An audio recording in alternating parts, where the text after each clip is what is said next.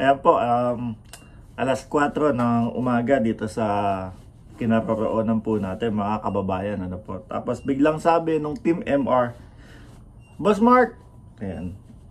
Hindi po ako nagpapatawag ng boss dahil kumbaga ako yung pinaka mismong kumbaga leader ng grupo na ito na po. Pero yun po talaga ang tawagan namin. Tawag ko din sa kanila, boss din po, ganun. So yun nga, sabi nila, i-content mo naman itong nangangarap tumakbo. Alas 4 ng madaling araw, nandito na ako sa trabaho.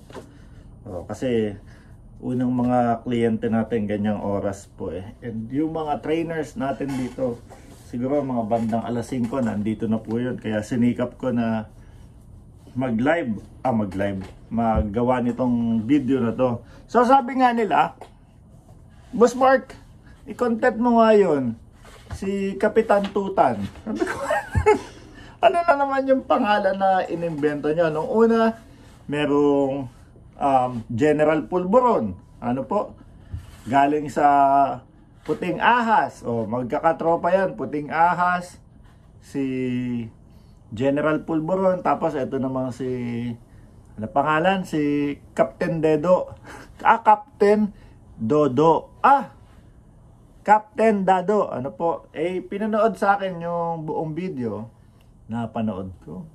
So, una, akala ko humahanap ng ipapareho kay BP Inday Sara Duterte pagdating ng halalan, mga kababayan. So, sabi ko, ang aga nito para maghanap maghanap ng itatambal kay Inday Sara Duterte. Napagana na lang ako eh. Tapos bandang huli, nung kanyang ginagawang video, sa pag-aanalisa ko, siya pala yung gusto. siya pala yung gustong tumakbo, mga kababayan. Ano po? Akala yata ni Captain Dedo, Captain Tutan, pagka nag-YouTube ka, nagkaroon ka na kung mangilan-ngilan na followers at nagkaroon ka ng views na 200,000, 1,000,000 views, okay na yun, kilalang kilala ka na. Ano po? Unang-una, stretch lang tayo.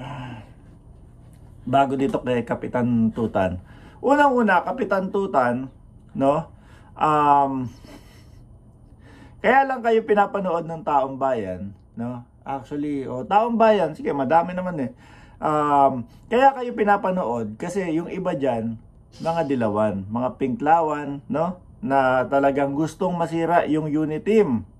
No? Dahil kapag buo, pag solid ang unit team, malabo eh. Malabo, talagang tinatambakan sila. Tambakol ang nangyayari. Bossing, no? Kapag solid ang unit team, ang nangyayari dyan, hindi sila mananalo. No, kahit sino pa ang itapat nila doon sa presidente na susuportahan ng unit team. So pinapanood kayo kasi natutuwa sa inyo doon sa mga puting ahas ninyo, doon sa mga tawag dito kay General Pulburon, dahil yun yung gusto nilang mangyari, na mapababa, no, o bumagsak ang liderato ng ating Pangulong Bongbong Marcos. Okay? So, sama-sama na yan. Hindi lahat yan iboboto ka. No? Hindi, yung iba dyan, nagtatawa lang sa'yo, doon sa mga pinagsasasabi mo dyan, doon sa mga pinaplano nyong destabilisasyon sa ating gobyerno. Yung iba dyan, kasama na ako. Napanood ko yung video mo. Count mo na din ako. So, hindi lahat yan. Okay? So, pangalawa, hindi porket nakatikim ka nung 200 views, 200,000 views, ibig sabihin sikat ka na sa YouTube. Ako nga po, mga bossing, Chief Amo Sir. Umaabot na tayo. Konti na lang pala, 150k na tayo, no? 2,000 followers na lang, 150k na tayo. Pero, papuntahin mo ako doon sa ibang lugar. Papuntahin mo ako, miski doon sa lugar, no? Na tinutuluyan ko diyan sa Pilipinas. Paglabas ko pa lang ng bahay, yung mga kapitbahay ko kilala ako. Pero pag lipat ko ng kabilang street, wala na, hindi na ako kilala. Ganun yun. Maliit pa lang yan. No? Kaya yung inaasam mo, biglang tatakbo ako. Tumakbo ka na lang kaya dun sa Santa Ana. Total, medyo long back yung buhok mo. Mahaba-haba, baka ubra pa. Parang, ganun ka, Di ba yung mga yoka ba? Ang haba ng buhok dito. Parang, tas susuotan mo palagi nung sinusuot mo na, na, kumbaga, pang sundalo, ganyan. Wala na yan. No?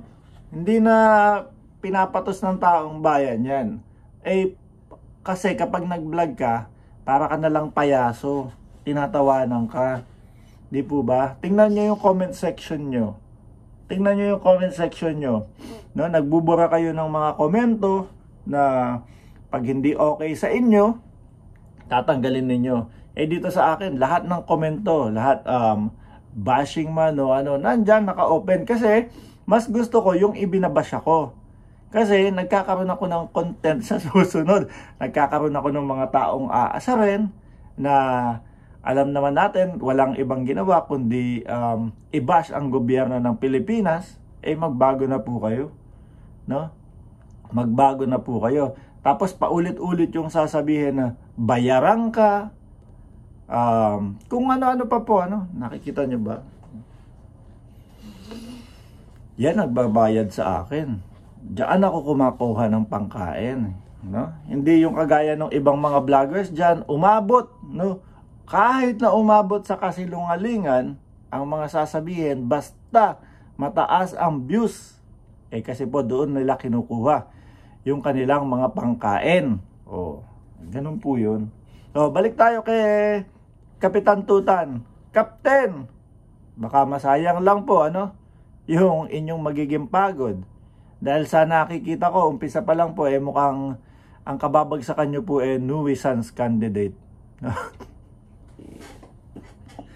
Mahirap po yun. Mas lalo ka namin pagtatawanan nun. Kaya yung pinapangarap mo, iniisip mo na akala mo, sikat na ako. Madaming views nito. Tatakbo na ako, mananalo ko. Etong mga taong to, iboboto ako. Tanggalin mo muna sa isipan mo yun. Siguro mag-practice ka muna sa Santa Ana, doon ka muna tumakbo. Dahil yung mga pinagbabablog mo naman, parang hangin lang. Po? Sinasabi mo, tapos merong manonood, akala mo pabor na sa inyo. Hindi po ganun yun. No? Halo-halo pa din po ang nanonood sa atin. Dahil lalo ngayon, madami kayo na gustong sumira sa Uniteam, madami kayo na gustong magpabagsak sa gobyerno, and wala lang, no? So, yung pagtakbo, kalimutan mo na yan, no? Itulog mo yan. Pagkagising mo, lipas na yan.